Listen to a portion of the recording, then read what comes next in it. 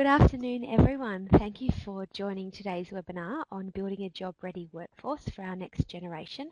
My name is Danielle Buckley. I'm a coaching psychologist and your host for today's webinar.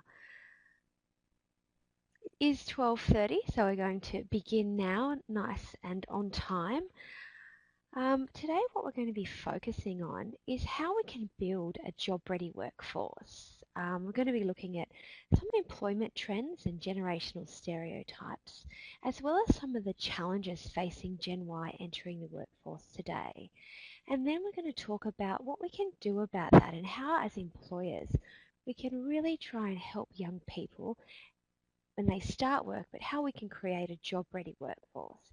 I'm going to do that by 4 areas, so selecting the right candidate, creating expectations and building relationships, building a development path, and promoting your business. This is a webinar, and so if anyone hasn't joined one of our webinars before, what you'll see on your left-hand side of your screen is a little chat box. Would really encourage people to ask us questions and chat along. We've got my colleague here, Phil, today, who will be answering some of your questions. But please communicate with us throughout the process. We're also going to have a few polls throughout today's webinar because we'd like to make this as interactive as possible, but we'd also like to really hear a bit about you and your experience and what your thoughts are. So we'll start today with our first poll. Who has logged on to Skillsroad and is a member?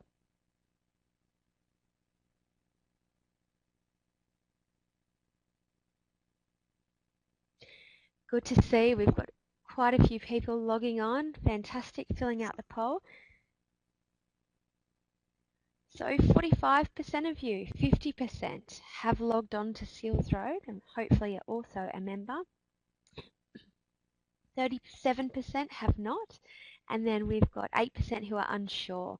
If you haven't logged on to Skillsroad, we'd encourage you to get on there, log on. It's www.skillsroad.com, and we'll reference that throughout the talk today as well. So let's start off with some future job trends and employment. So we've got some good news out of some of the government papers recently that employment is expected to rise over the next 5 years by about 10%. And we know that the main growth areas are going to be in healthcare and social assistance, education and training, construction, professional, scientific and technical services. We also know that there's going to be some decreases in manufacturing and some decreases in mining. What this means overall is that we're going to start seeing more jobs and more roles. This is really great for employees and particularly for young Australians because they're going to have so much more choice in what they do. And research is telling us that about 75% of the jobs that will be available in the next 5 years haven't even been created yet. Unfortunately, however, what this means for employers is that with more choice for employees, employers are going to start facing more of a challenge when it comes to attracting and retaining top talent.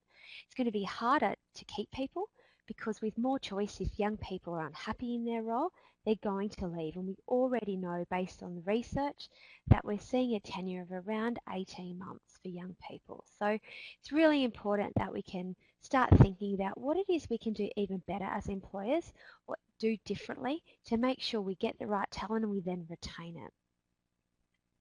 Has anyone got any questions so far? If they do, please type it in the box.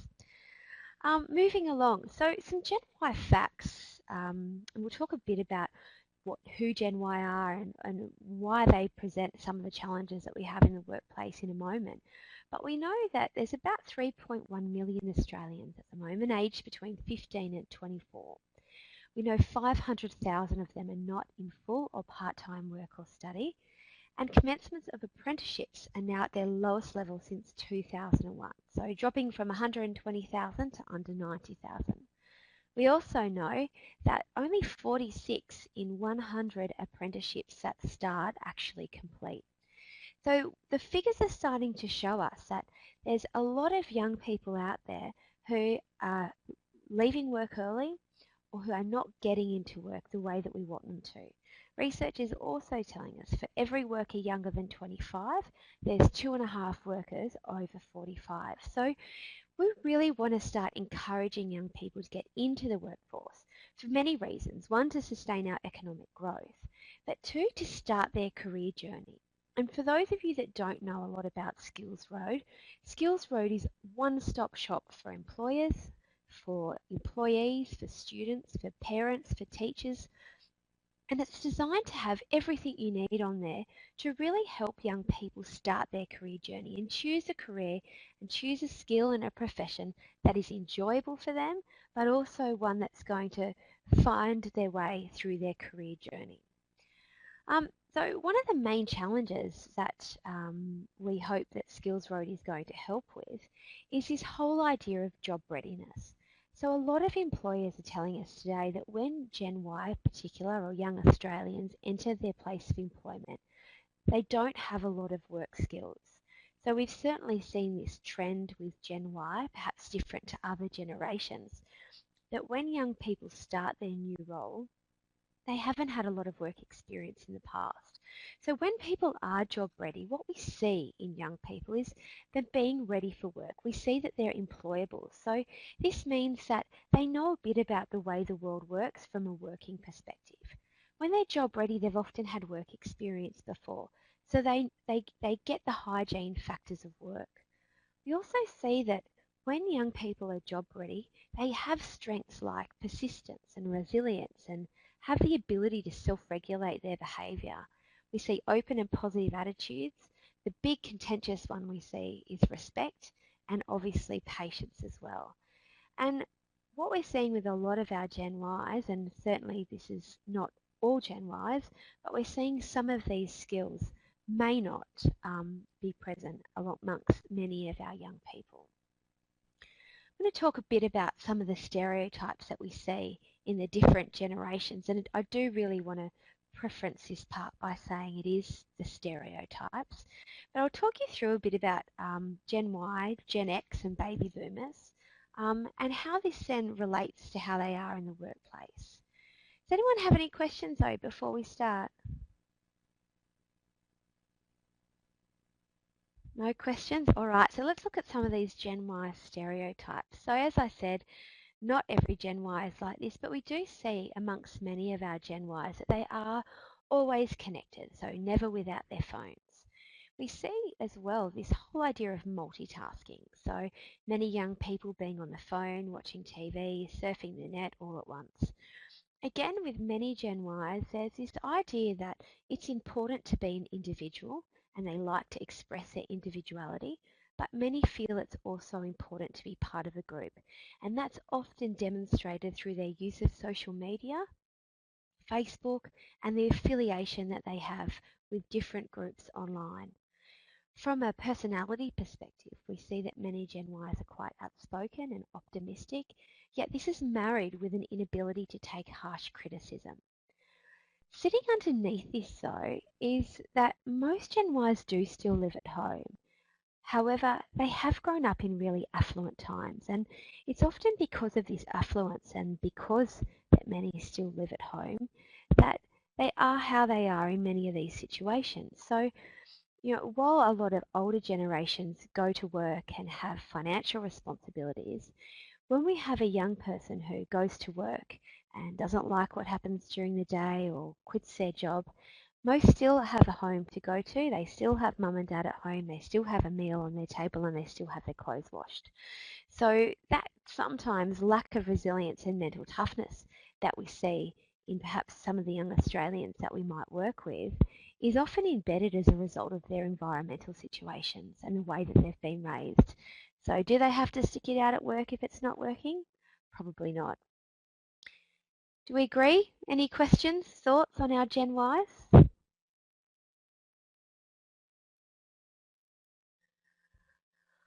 Okay, the next generation that we're going to go through is our Gen X's. So I believe these are the superior group amongst everyone, but born between 1961 and 1981.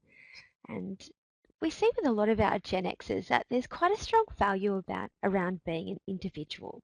So whereas our Gen Ys are more collective, more group focused, our Gen Xs are more individual based. Again, we see with our Gen Xs this whole idea of motivation around promotion, money and financial security. And again, this is hugely impacted by the way that they were raised, much like our Gen Ys who have been raised in a time of affluence and perhaps more financial comfort.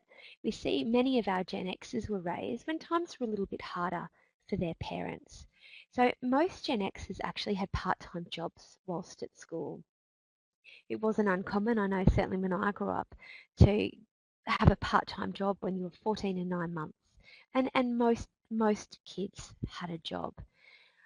So most started with Gen Xers, most started their skills work without technology. So this whole idea of having to learn about technology for a Gen X has been quite different to a Gen Y, whereas a Gen Y has been raised with the emergence of technology, and now the research is starting to come out on our Gen Zs, which is younger than our Gen Ys, those born after 95. But our Gen Xers have been quick to catch up on the technology. We also see with Gen Xers most have a mortgage, so again their motivation for coming to work and sticking it out long term is a bit different to Gen Ys. And with a Gen X we see that cool is about having the right attitude, whereas with our Gen Ys, cool is much more about having the right look. Do we agree? I think most people would. Next we've got the baby boomers. So the baby boomers are born between 46 and 61. Almost all baby boomers work from a young age, whether that be paid or unpaid employment. We see with many baby boomers a heavy reliance on friends for information and less reliant on technology for information. So while we see many baby boomers, and in fact most baby boomers now have computers and use computers, they still to an extent use it differently to a Gen Y. So, you know, a Gen Y we might find uses a computer or an iPad to read the paper, to read news via social media, where we're still seeing our baby boomers are more likely to sit down and read a newspaper if they want up-to-date information. Other thing we see with baby boomers is the whole idea that social standing is important, and baby boomers tend to have been raised with a value of loyalty, perhaps slightly different to our Gen Ys, and a belief that work is something that you stick out, whether it's hard or not. And again, that's probably a different attitude to some of our Gen Ys, which really impacts what it's like when they come to work for you as employers.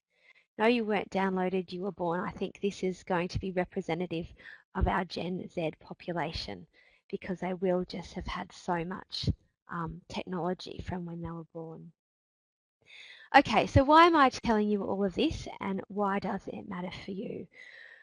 Well, when we think about some of the challenges that employers are having with their young population at the moment, in particular retention, and in particular young people entering the workforce and not job ready, not being able to stick it out, not being able to hit the ground running, we actually see that our Gen Ys have some pretty significant workplace attitudes that perhaps aren't present or weren't present when Gen X or baby boomers started their employment. So we know with Gen Ys that most have been raised to seek employment that's meaningful. So they want to go to work and they want meaningful work and meaningful employment from day one. There's also an expectation with many of the Gen Ys that they want employers to care about them and that they believe employers should care about them. And that is presented in having work-life balance and reasonable hours. This is quite often an attitude that is ingrained in many of the young Australians that we see entering the workplace. I'm sure many employers will also see that there's an impatience to climb the ladder and a really high level of self-confidence as well in many of the young Australians entering work. Unfortunately though, this is also coupled with quite a high level of mental illness, and research tells us that over the last 20 years when we look at youth, what has been on the rise is self-confidence and self-belief and self-efficacy, but unfortunately it's also been an increase in mental illness. And quite often that's really a result of this environment where young Gen Ys are being raised to want amazingness, want great work, want all of these fantastic features, but perhaps being wrapped in cotton wool a little too much. And then when they enter the workforce, or the real world, as other people like to say, they don't succeed because working is actually really hard. And I think that's what a lot of young Australians, if they haven't worked before, when they start entering their skilled profession, they find it really tough. So we also see with our Gen Ys that they do have a strong belief in their ability to succeed, and at times get quite bored with monotonous tasks. So any employers out there who have had some challenges with their Gen Ys, I'm wondering if you might relate to some of these things. And look, as a psychologist, it's an interesting one looking at the Gen Y workplace attitudes, because I think that, you know, all of us as adults want these things, or most of these things, when we work. But I think for many Gen Xers and baby boomers, many feel like this is something that people get as a right after 10 or 15 years of work. Whereas what we see with our Gen Ys is an expectation that they'll have all of these things from day one.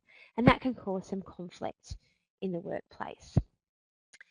But this all matters, and it's important, because if we think about the Australian workforce at the moment, we're really going to start selecting for skilled workers. So really young people need to start thinking about their career as early as they can. They need to learn how to work as early as they can, so that when they start their skilled profession, they're already equipped with a whole series of working skills. And you know, when we start to work, and when young people start to work, they learn about teamwork, they learn about communication, they learn about responsibility. And when young people are starting their skilled work without any of this, it actually makes their skilled work a lot harder to begin with. So what we're encouraging young people to do is get out and get work experience before they hit employers like yourself. But we recognise that there's many young people who aren't doing that. So what Skillsroad aims to do, and what we'd like to do today, is help employers talk about some of the things that they can do to really increase and promote how quickly young people are job ready, and how they can learn to work as fast as possible when they hit your place of employment. Okay, on Skillsroad, we've currently got just under 30,000 members. It's all free to join for those of you that haven't joined already. But for those of you that are employers on the call, we have over 20,000 of our members job seekers. And we've invited many of those to complete a survey. And I wanted to share some of the results for you today, just to give you a bit of an insight into what the Gen Ys and the job seekers on our website are telling us about their work experiences, and some of their challenges in working and accepting roles, and then how we can overcome this and what we can do about it from an employment perspective. So we've asked 5 questions to some of our job seekers on the website, and they are: what are their greatest challenges in relation to starting work? What factors influence their acceptance decisions? What's important in applying for a job? Where do they find work? And what's a typical interview process? And I'd like to start this by sharing the results of what are their greatest challenges. And I'm going to put a bit of a call out to the audience here, and just type in your box what you think Gen Y's greatest challenge is when it comes to starting work. What's some of the challenges that you think they have?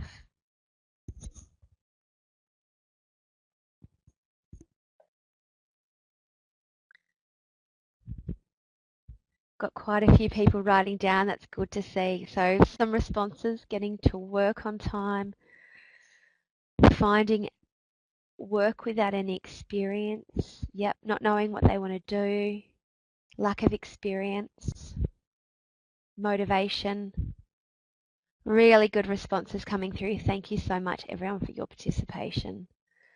Understanding employers' expectations, keeping away from social media.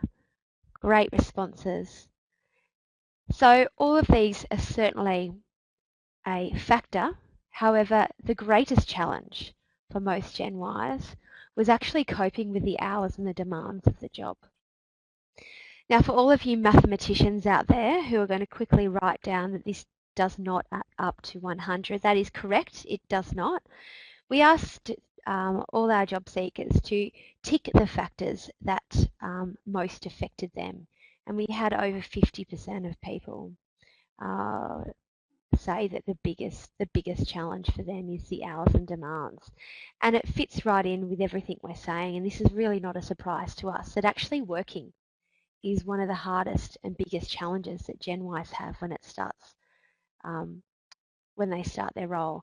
So building relationships is next, followed by responsibility, and that means not getting enough responsibility and building a relationship with their boss. And it's important that you know this because this really fits in with the Gen Y stereotypes.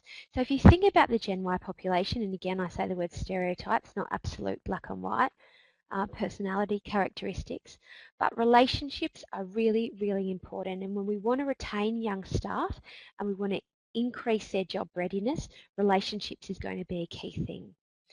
The next question, what factors influence acceptance decisions? Opportunity to progress was a big one. Opportunities for coaching and mentoring, company profile, working in a team, location to home, flexible hours, and overall pay. And again, opportunities to progress and opportunities for coaching and mentoring continuously come out when it's in relation to Gen Y in terms of what are success factors for them in roles. Deloitte just released a paper as well, a government paper created by Deloitte, which talks about some of the challenges of young Australians in the tourism industry. And again, opportunities for coaching and mentoring was one of the key factors that was preventing retention of young people. Any surprises here so far?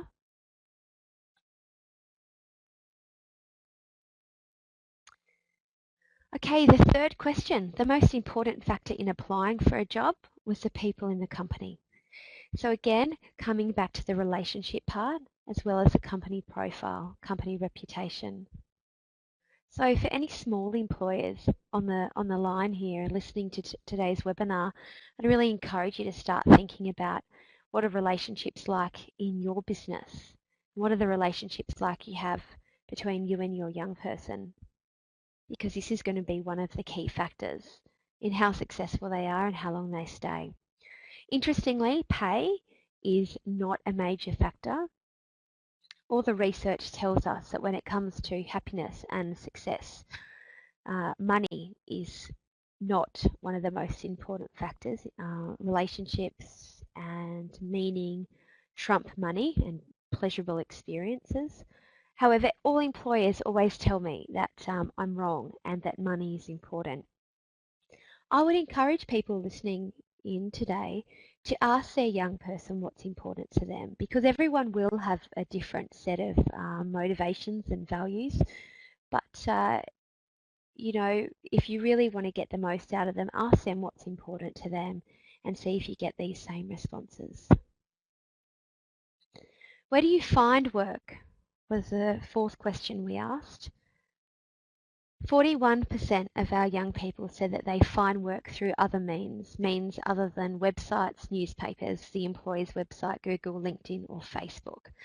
I'm going to ask people to use their box here and type where they think that what the other 40% represents. Does anyone know?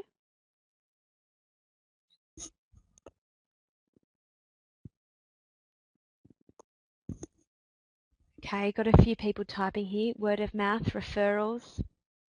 Personal networks is the answer. So most people find work through personal networks. And as I said before, if you don't have, if you're not a member of Skillsroad yet, log on, create an employer account. As I said, it's free, and post an ad on our jobs board. As I said, we've got 20,000 job seekers on there. So if you are looking for a young person, get on, post a free ad before you start paying for ads on Seek or other pay-based search engines.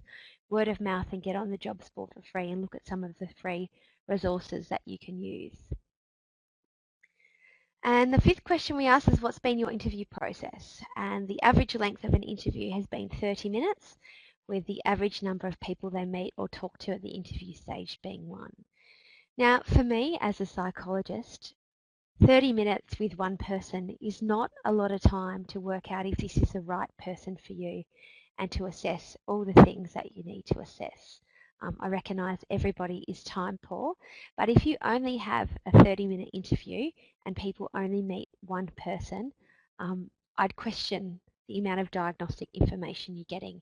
And again, if you want more information on interviews, we're going to talk about it in a moment, and I've had a number of people email through asking for slides and the presentation. We don't give out the presentation. However, if you do log on to Skillsroad, as I said, it's free to log on, it's free to sign up. We have got a whole list of interview questions and tip sheets and a whole lot of things that you can do and use to inform your interview process to make sure that you really are getting the right person. But we are going to talk about that now. So how can you create a work-ready apprentice or trainee or young person in your business? What is it that you can do to really speed them up and make sure they hit the ground running as soon as possible? So the 4 things we're going to talk about are, first of all, investing time in selecting the right candidate. And this is really important. Secondly, be upfront with expectations and invest in building relationships. As I said, from a generational stereotype perspective, relationships are incredibly important for Gen Y. But also in our own research, what we're seeing is feeling committed and connected to the role from a relationship perspective is really one of the key points when it comes to retention for Gen Ys. I'm going to talk to you about showing how to build a path to progression. And this doesn't need to be a financial path, but a path that keeps people committed and engaged. And then looking at ways you can boost your business profile and reputation. And none of these things need to cost money, but maybe just a little bit of time in thinking about how you can apply them in your specific business. Any questions before we continue? Okay, so selecting the right candidate.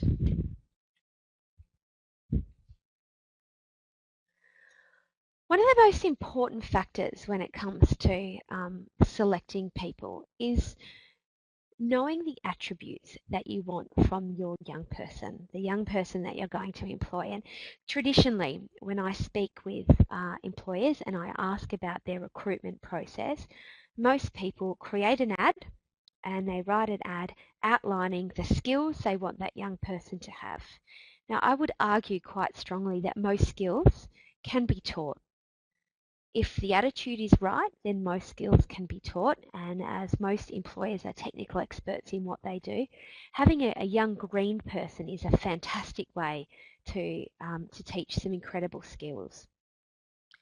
Attributes are much harder to teach, so I would be encouraging employers to actually think about what sort of person they want rather than what skills they want that person to already have. So, is teamwork important? Is communication important?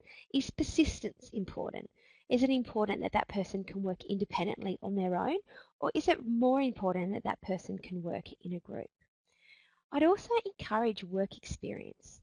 So get your young person or the potential young person in for a day, in for 2 days, and you will very quickly work out whether that person is going to be right for your business. Explore numeracy and literacy skills. So again, so many employers are telling us that they recruit someone, they start, and then they realise that they can't write or they can't add up, and that's really essential for that role. So before you have the young person come in for an interview, have an email communication. Test whether they know how to write, whether they can write and structure sentences. Then ask then ask some personal questions at interview stage as well. So much of the research suggests that if young people can't get to and from work easily, then they're not likely to stay in the role. So ask questions about where they live. Ask questions at interview stage about how they will travel to and from work. That if that means of transport fails, how else are they going to get there? And also gauge support from parents and partners at the interview stage. We've had a lot of great stories from many employers who have really high retention rates with young people, particularly apprentices, who involve parents at the beginning. This is probably controversial for a lot of people, and some people are really dead against this idea. But what we're seeing is that businesses who, when young people live at home, businesses who invite parents for a barbecue or a family day, and parents are on board with the role, really get much higher retention rates than those that do not. So see who needs to be involved from the home, from the support system, in order to make sure you really get the right person on board. And again, we know that if mum, dad, boyfriend, girlfriend don't support that role, that person's unlikely to stay. So again, it's just about gathering the right type of diagnostic information. And this can seem like finding out a little bit more than you would ordinarily do, but if I would challenge anyone out there to really sit down and work out how much time and money goes into recruiting people in your business, and the cost of getting that wrong can be quite high versus a few extra hours and a few extra conversations to make sure that that person is the right fit is really important. Some of the questions I would encourage people to ask, one of the most important questions is, why do you want the job? Why do you want to work in my business? And if young people can't answer that question, then I'd question how long they'll stay. Ask questions about what skills they want to develop. Find out a bit about what their hobbies are. As I said, where do they live? How they travel to and from work? And also get to know what their strengths are. A lot of the research now is quite heavily focused on strengths, particularly when it comes to recruitment and performance at work. And we know that if people use their top strengths and the things that they're good at every single day, they're more likely to be engaged and therefore productive and profitable for you. So try and understand what your young person's strengths are and whether those strengths are going to be beneficial for you in the business and whether they're actually going to be able to use those strengths. So if you've got a young person whose strengths are around creativity and persistence, and they've got no strengths in teamwork, but that's something you need, then you might want to ask a few more questions around those things. Again, if they haven't formally worked before, find out what sort of jobs they can do around the house.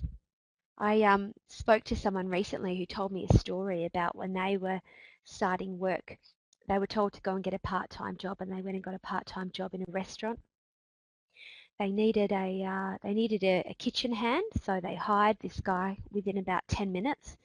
He started the job, and within 10 minutes he was sacked because they quickly realised he couldn't actually hold a potato peeler.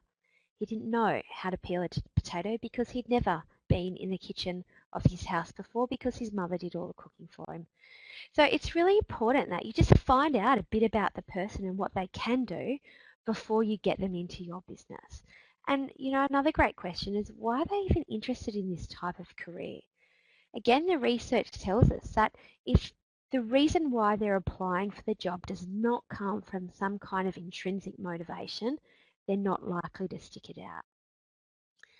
This is one of my favourite diagrams in psychology and represents human motivation. So if anyone can think about a goal that they might have set before in the past, whether that be our New Year's resolution to lose weight and get fit, or something a little bit more serious about getting a job. If we think about a young person coming to us to get a job and we say, well, why do you want the job? And their response is that mum says they have to. That's a really extrinsic motivation. So the chances are, based on the research, that they stay is minimal. We move down the line, the next reason that people might do something is for an introjected reason. So this is when we make a decision because we think that we should do something. I'm sure if you take a moment to reflect on your own personal life at the moment, you've all done things because you think you should. Not that you necessarily want to, but you think you should. And again, when we make decisions because we think we should do something, we're not really that committed to the end result. You might want to think about an employee that you've put on recently, or an employee that's quit your business. recently, and what do you think their reasons for joining you were? Moving down the line of motivation, if someone's got identified motivation, meaning that they're doing the job or they've decided that they actually want the job, then all of a sudden you've got a different person. You've got a person that is more committed and a person that's more likely to stay in your business. The best type of motivation you can have, though, is intrinsic motivation. So if you ask the question, why do you want this job with me in my business? And they respond with, for example, work's important to me and I've always loved mechanics. You know that you've got a really strong value around work and a really strong interest and strength in the type of work you do if you work for a mechanics business. So making sure you find out what level of motivation someone has for working for you is going to be really, really important in understanding whether they're going to be job ready when they start with you or not.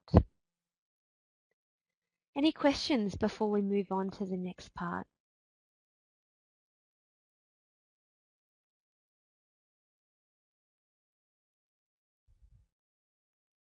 Okay, no questions, we'll move along.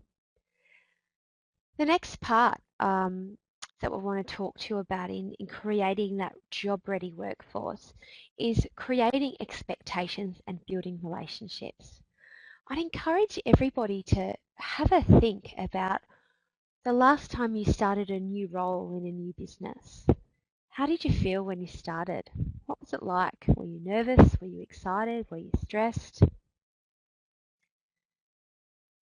Now imagine what it's like if you're a Gen Y and you're starting a new role in a new business, but you've never ever worked before.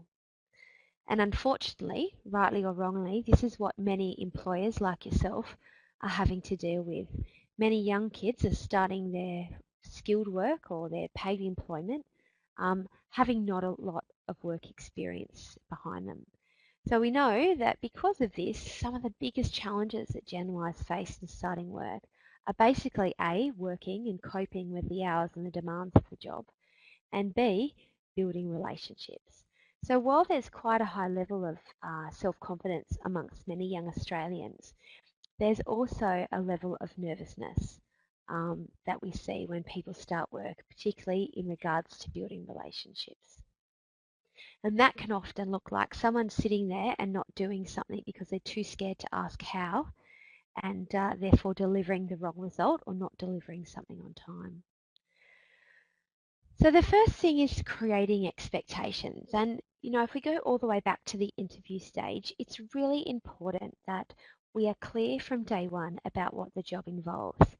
And quite honestly, this involves making all the implicit things explicit. So make everything that you think you already know and you think they might know, all those implicit things explicit. And that might look like typical hours, typical expectations around staying back, typical expectations around how they use their telephone, how they use social media, how they communicate with you. Also, before they're hired, talk through a typical day.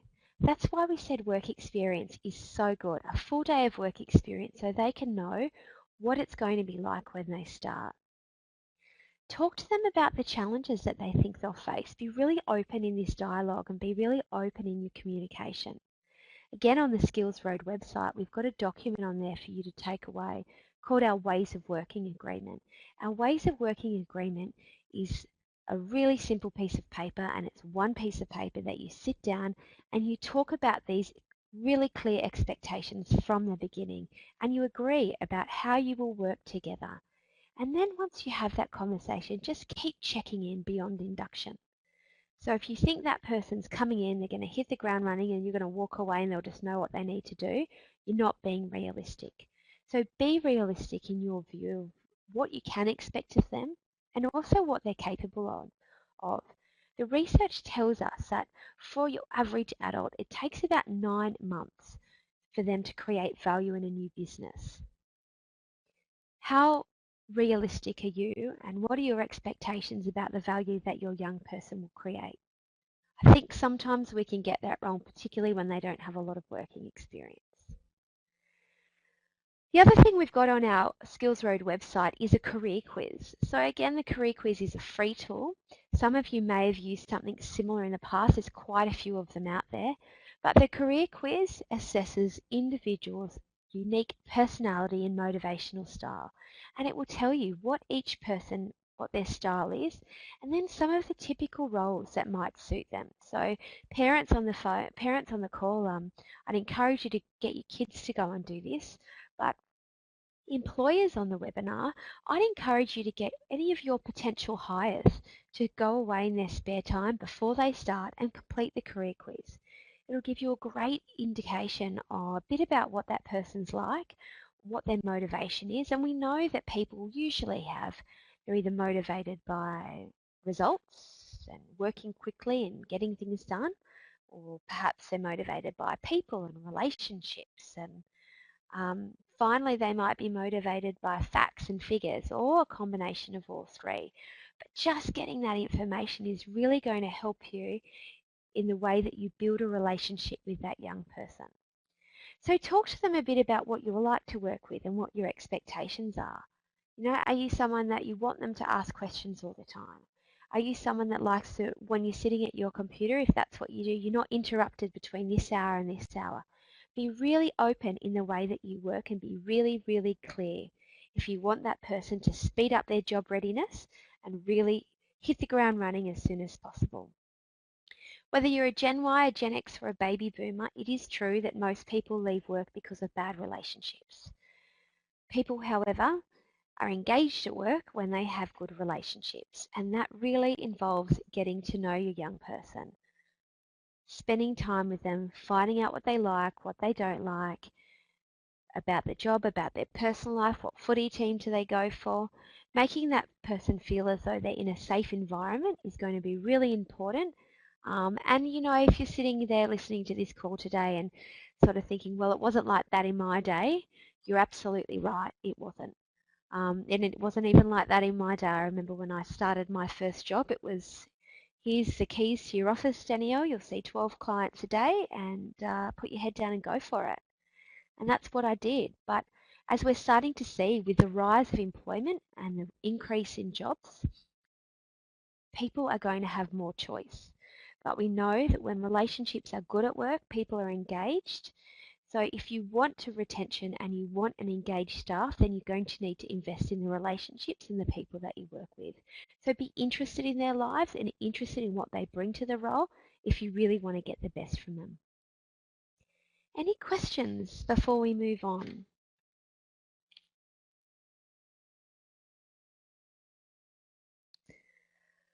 Okay, the third thing we're going to talk about is showing a path to progress.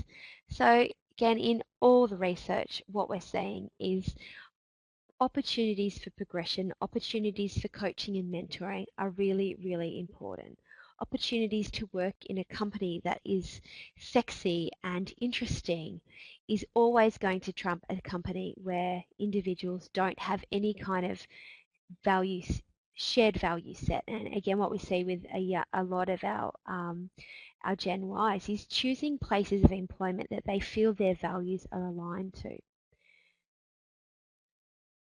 So company profile and progression trump pay. And I'd ask people to just reflect at the moment and think about, what do you do to make your place a great place to work? What do you offer your young people?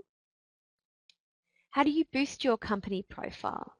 How do you offer opportunities to progress? I was speaking to a plumber recently, and he was talking to me about his promotion at work, and his boss said to him, "Oh, you know, mate, you're really doing a great job at the moment, and I think I'd like you to start being my right-hand man, and you know, we'll just work even more closely together, but I want to be able to rely on you for a little bit more." And he sort of said to me, "Danielle, you know, I'm so excited. They recognize all my hard work. I've got this amazing opportunity."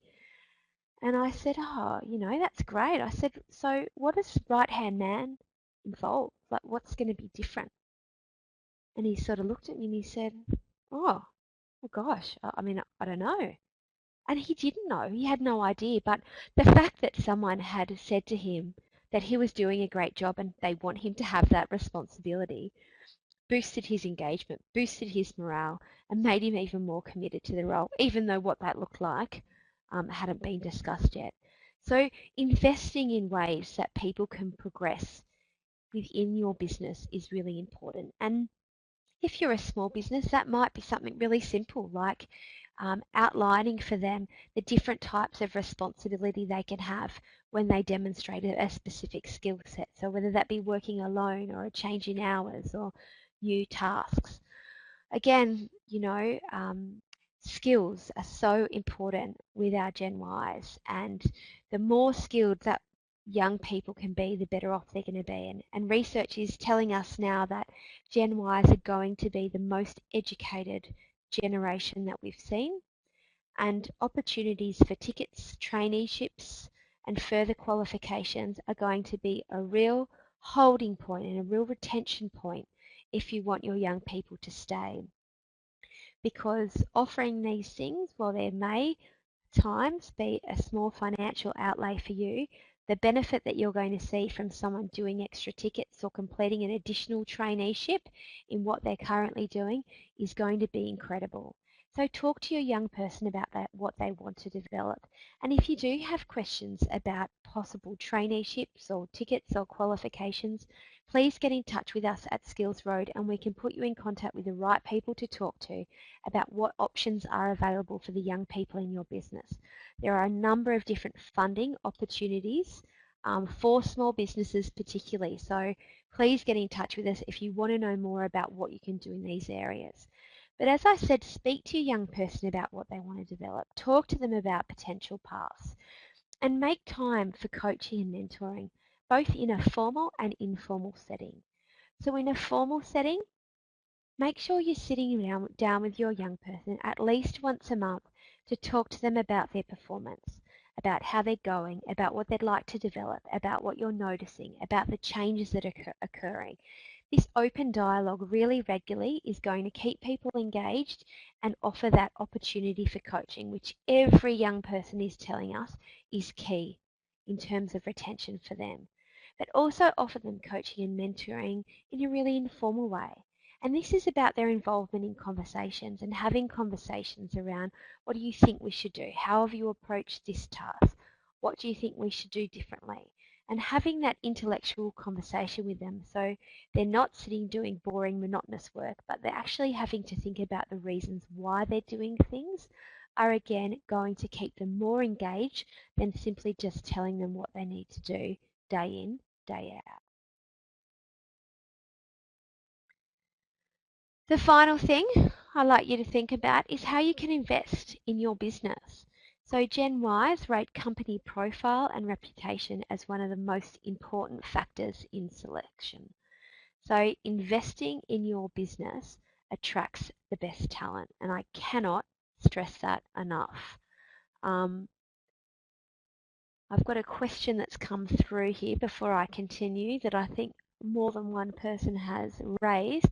How do you approach a young worker in your business about personal problems? I have that question come up quite a lot. And on the website, on the Skillsroad, without trying to deflect too much, but on the website, the Skillsroad website, we actually have a whole tip sheet around how to have difficult conversations with your young person. So my first point is that I would encourage people to log online and read through that, and it's got a number of different scenarios on there that you could go through, and they're scenarios that we have taken from real life examples that employees have approached us employees have brought to us. So get on there and have a look.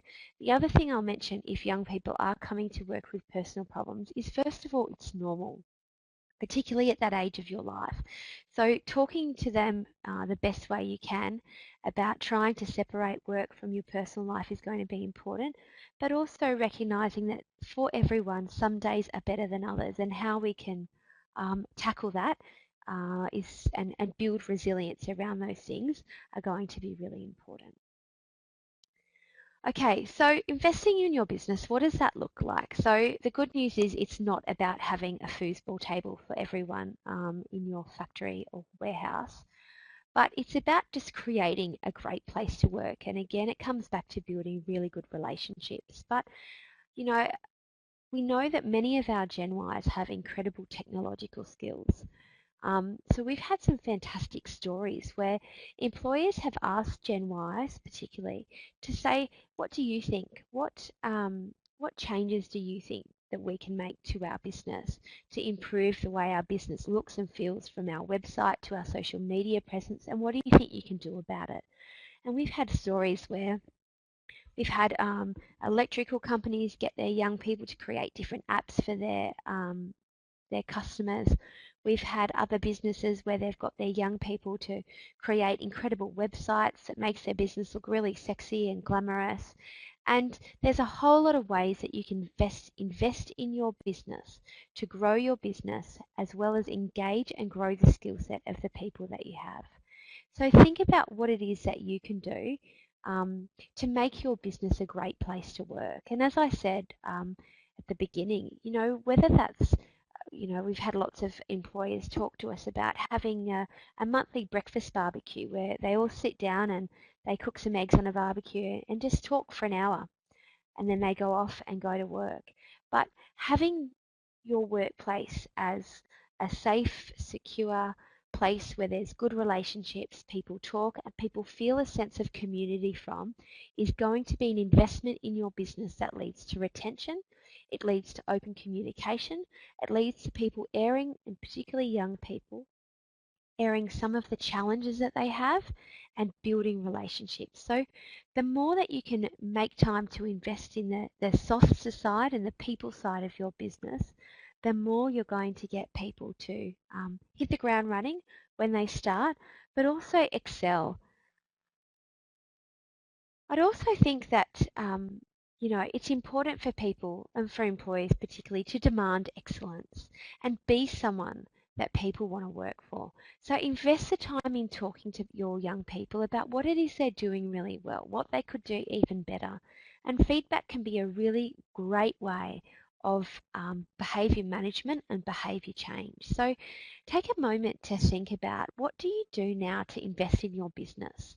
Not from a purely commercial perspective, but investing in your business from a human capital perspective. What do you do, and what could you perhaps do differently? Even if it's just picking up a coffee for someone in the morning, but those little things that show that you care and you're thankful for the person turning up every day.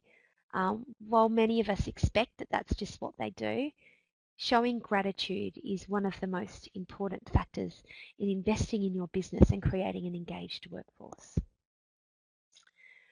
We're going to finish up at the moment, in a moment.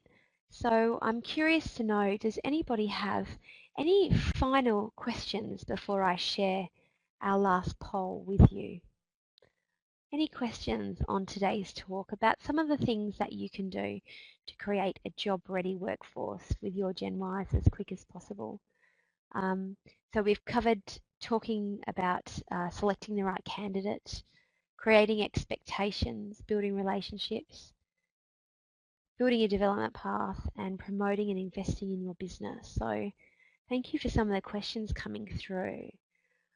We've got one question here. What if pay for further education and they move on? How do we get the benefit? Good question. So many employers are putting in a caveat saying that they will pay for further education if that person then agrees to stay on. I don't know what the legal position for that is, but many employers are putting it down in a contract that they will pay if the person stays for X amount of time, otherwise the money needs to be paid. Don't quote me on the legalities of this, but this is one of the reasons that I've heard.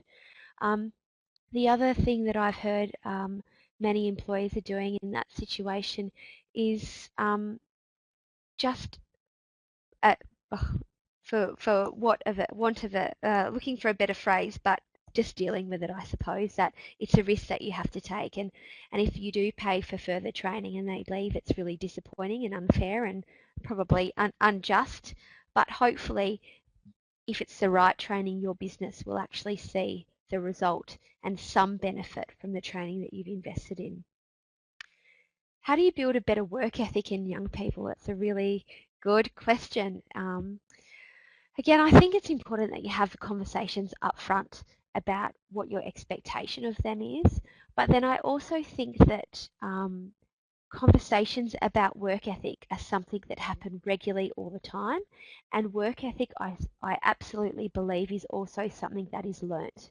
So, I would encourage everyone to look in the mirror and think about what they like to work with and about the work ethic that they demonstrate. And the reason why I showed you that human motivation graph and that table, because if you have someone who is either intrinsically motivated, or their motivation isn't identified, so they choose to be there and they want to be there, you're going to see that correlate with a higher work ethic. If you've got someone who doesn't want to be there and is not motivated to be there, that's going to correlate with someone who's got a low work ethic. So I spent a bit of time on selecting the right candidate, but it's really important that you can assess that at the beginning if you want the output of work ethic. And another question I've got here is, how do we integrate a young person into a predominantly mature workplace? Really great question there too. So I've had a lot of people ask that question. My response would be to go back to that young person and ask them how it's working. What else would they like to see? Is there any changes that they'd like to happen? I did a workshop not that long ago with a group of young people, and I said to them, what are your biggest challenges with working with baby boomers? And they said that their biggest challenges was that they whinge about their wives, they whinge about their mortgages, and they listen to bad radio stations. So if that gives you some insight into some of the challenges that young people face, I would be going back to the young people, if they do predominantly work with older people, and say, what would make this workplace better for you? And whether that is listening to Triple J once a day rather than the other ABC stations, or perhaps racing, then go for it. But ask your young person what they need. And that goes across the board for all your employees. Go back to them about saying, what do people want?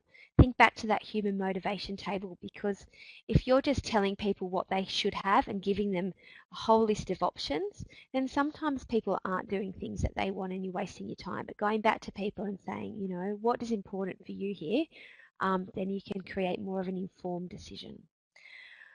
Okay, I think we've got a few more questions, but if anybody else, we do need to finish up in a minute. If anybody else has got any questions or any concerns, please contact us through the Skillsroad website. But I would encourage everybody to go after this and log on to Skillsroad, look what's on there. We've got, as I said, career quizzes, resume builders, and very soon we're launching a work readiness course for young people to complete. So we're hoping that employers will want young people to get on there and do that, and it manages conflict. It talks about managing conflict, relationships, work experience, communication, and really it goes through and teaches young people about some of the basic things that the research is telling us that they're missing when they start work. But please get on Skillsroad, sign up. There's loads of tip sheets on there for everything that you should need. And before we finish up our final poll, I'd like to know, what are you going to take away from today? What's been important for you? Talking about and thinking about the way you select people, your focus on relationships, you focus on developing them, offering more training, or thinking about how you invest in your business and what you can do to make your business a better place. And I think it's difficult because a lot of small businesses, particularly when we think about business investment, we don't often have time for people. But if we invest in the people, we really will see the commercial results as well. Like most times, I think relationships is winning. And one of my favourite quotes in psychology, and I think psychology, positive psychology, something I'm quite passionate about, is summed up by saying other people matter.